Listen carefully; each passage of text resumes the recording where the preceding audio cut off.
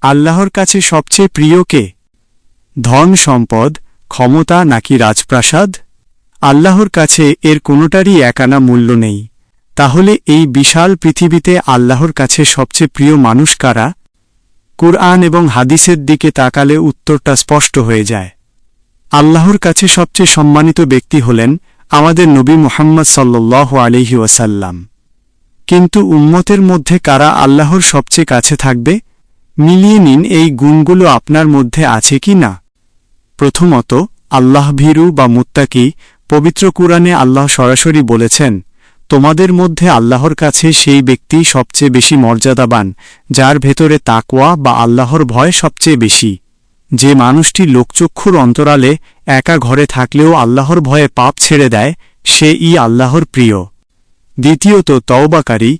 আল্লাহ ফেরেশতাদের মতো নিষ্পাপ মানুষ চান না। আল্লাহ বলেন, নিশ্চয়ই আল্লাহ তওবাকারীদের ভালোবাসেন। ভুল বা গুনাহ করার পর যে ব্যক্তি আল্লাহর ভয়ে কেঁদে কেঁদে ক্ষমা চায়, আল্লাহ তার উপর সবচেয়ে বেশি খুশি হন। তৃতীয়ত, উত্তম চরিত্রের অধিকারী। রাসূলুল্লাহ সাল্লাল্লাহু আলাইহি ওয়াসাল্লাম বলেছেন, তোমাদের মধ্যে আল্লাহর কাছে সবচেয়ে প্রিয় সেই ব্যক্তি যার চরিত্র সবচেয়ে সুন্দর, অর্থাৎ যার ব্যবহারে কেউ কষ্ট পায় না, যে মানুষের উপকার করে। চতুর্থত, ধৈর্যশীল।